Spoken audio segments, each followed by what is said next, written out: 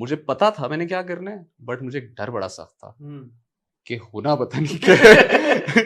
करना तो यही है, होना पता नहीं क्या है। तो बस सर वो फिर इस दौरान चूंकि ये वालिद साहब अब सारा कुछ ऑब्वियसली ऑब्जर्व तो कर रहे हाँ, थे। ये मेरा अगला सवाल यही था कि इस दौरान जो फैमिली की तरफ से उनको पता लग रहा था कि जी कॉम्पिटिशन सर हो रहे मैं हैं जब जी। शूट वगैरह करने जाते थे ना हम लोग, तो मैं कई बार ये कह के गया था कि मैं ज़रा पढ़ने जा रहा हूँ या हाँ। होमवर्क करने जा रहा हूँ। मेरी इतनी मजाल नहीं थी कि मैं उनके सामने इस तरह की कोई बात कर दूँ। क्योंकि वो ऑन दी अदर हैंड मुझे ना थोड़ा-सा मेंटली प्रिपेयर कर रहे थे कि ये नहीं करना। But what did he want you to do? क्या जब फैमिली की तरफ से क्या था, वो क्या चाहते थे, क्या करें आप? सर बड़ा कुछ मेनली उनका इंटरेस्ट था सीएसएस में, हाँ। कि सीएसएस कर लो, पुलिस ऑफिसर बन जाओ। क्योंकि उनके वालिद साहब हम्म। पुलिस ऑफिसर थे, मेरे दादा जो है। तो अब्बू को था कि यार कोई तो एक बीच में से इस तरफ चला जाए, तो उनको मेरे से बड़ी उम्मीदें थी। मैं ज़रा पढ़ाई में अच्छा था, हाँ।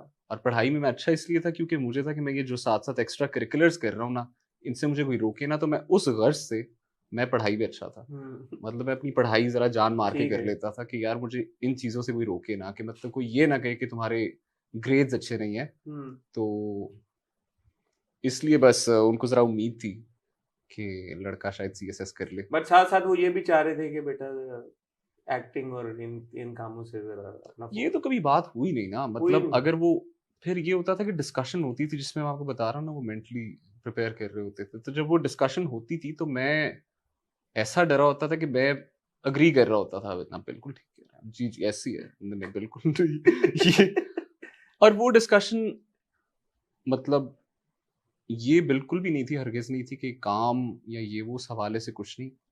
वो ये था कि इट्स अ टफ जॉब। चूँकि उन्होंने उनकी जर्नी एक बड़ी टफ जर्नी रही हुई है on his own.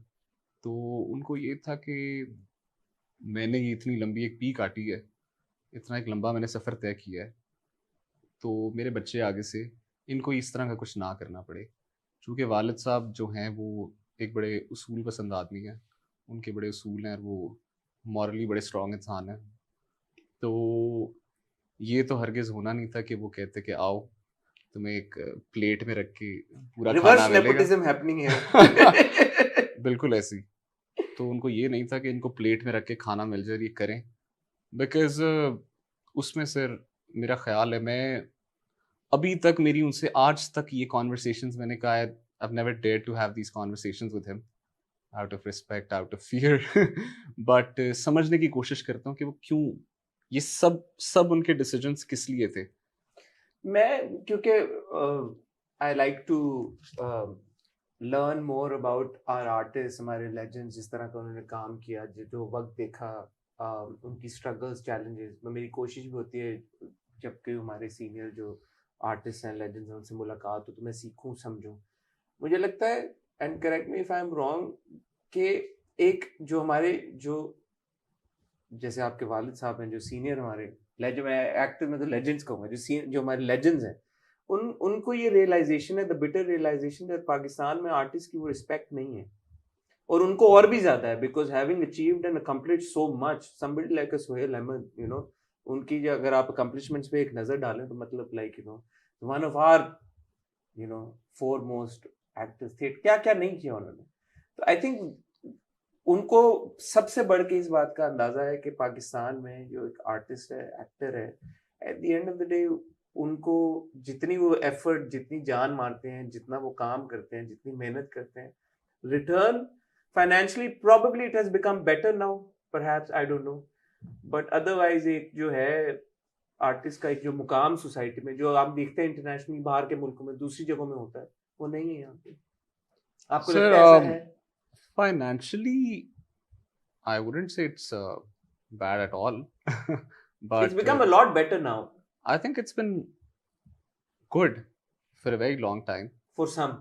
For some, I guess. For some. For some, उसकी शायद वजह ये है, आप इन चीज़ों को मेरे से बेहतर समझते हैं, शायद हमारी मार्केट छोटी है हाँ. Comparatively to our neighbouring countries या द वेस्ट।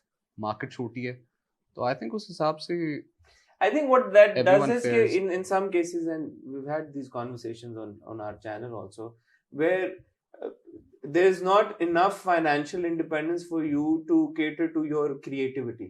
आपको होता है कि यार कि ओ मैंने किचन चलाना है, घर चलाना है, तो फिर आप you end up doing that those projects as well जो कि शायद आप अदरवाइज ना करते, यू नो, ऐसा भी होता है।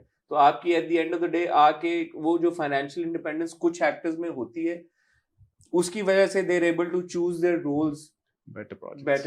better projects. Yeah. So ये ये again it sounds unbelievable to many. ये मैंने खुद personally experience किया. हाँ उसकी उस तरफ जाने से पहले मैं आपके पिछले वाले सवाल का जवाब दे दूं. जो आप कह रहे हैं ना कि the respect, the love people have shown for actors here is come compared to बाहर के ममालिक हमारी, या even our क्रॉस बॉर्डर जो हमारा हमसाया मुल्क है. तो मैं स्लाइटली इस बात से थोड़ा सा डिसएग्री करता हूँ, बिकॉज सर आप जिन लोगों के नाम ले रहे हैं, सुहेल अहमद साहब, कवी खान साहब, नुमान एजाज साहब, and many more of these legends, these veterans and the superstars we have right now, जिन्होंने बाहर नहीं भी काम किया, उसके बावजूद उनका एक आज बड़ा नाम है, बड़ी इज्जत है उनकी in the society, and they have lots and lots of love from the country. तो आपकी बात काफ़ी हद तक दुरुस्त यूँ है कि शायद there's a certain percentage, a certain population of people जो शायद नहीं पसंद करते आर्ट्स एंड ये आपका सारा media. I think fully embrace नहीं करते, फुली एम्ब्रेस नहीं करते. और उस वजह से होता ही है कि of course there is love and respect. वो तो मतलब अपनी एग्जांपल आप देख लें, फेरी टेल के बाद जो यूफोरिया हमने विटनेस किया और जो प्यार आपको मिला, तो certainly that love and that appreciation is there and the respect is also there. But एक होता है ना कि एक आर्टिस्ट को आप सोसाइटी में वो मुकाम ऐसा देते हैं कि जहाँ पे he is no longer an artist, is also your role model, you know, an inspiration. I think वो थोड़ा सा हम वी ऑलवेज फॉल शॉर्ट. जैसे कवि खान साहब का भी आपने नाम लिया, उनका भी बहुत सारी हमने इवन एक्टर्स की तरफ से भी हमने देखे जो करंट जनरेशन के हैं, जब उनकी वफात हुई कि यार के जब कवि साहब जिंदा थे तो उनके बारे में तब तो इतने कोई ट्रायम्फ इस तरह के ट्रिब्यूट्स या इस तरह के उनको अवार्ड या वो नहीं मिले. फिर एक सेक्शन तो उन्होंने बोला नहीं यार कवि साहब को तो बड़ी रिकग्निशन मिली, बड़े अवार्ड्स भी मिले. तो it's always like a sort of a grey area कि यार है नहीं है क्या नहीं है. ऐसा नहीं है कि एब्सोल्युटली यू नो हाँ यार हैं हमारे लेजेंड्स हैं, no doubts about it, you know, थोड़ा सा दे ऑलवेज फॉल शॉर्ट, मुझे ऐसा लगता है. बिल्कुल sir, we are slightly unfortunate in that matter. है ये बात भी है, बिल्कुल है. But I personally believe, it's my humble opinion, कि इतना बुरा नहीं है जितना एक वो परसेप्शन है अबाउट द एंटायर थिंग. या शायद अब कह लें शायद वक्त के साथ साथ बहुत, तो अच्छी बात है, वक्त के साथ साथ शायद बहुत बेहतर हो गया है. People have become more acceptive, and people have acceptive से ज़्यादा, I think people have started to understand the part your media industry plays in your entire मुल्क की representation as well. इकोनॉमी में शायद इतना हम लोग नहीं उस तरह से करते जिस तरह से इंडिया या वेस्ट में होता है, बट उतनी बड़ी कोई कॉन्ट्रीब्यूशंस शायद नहीं है. बट आई बिलीव जो आपका आर्ट्स एंड कल्चर को हम रिप्रेजेंट करती हैं, your media industry, I think शायद लोगों को उस चीज़ की थोड़ी समझ आ गई है कि this is very important, and which is why people are like also pushing for it to you know reach a global level. और हो भी रहा है, अब काफ़ी लोग बड़ा कुछ अचीव कर रहे हैं इंटरनेशनली, तो बड़ा प्राउड मोमेंट होता है. तो आई एम श्योर अगर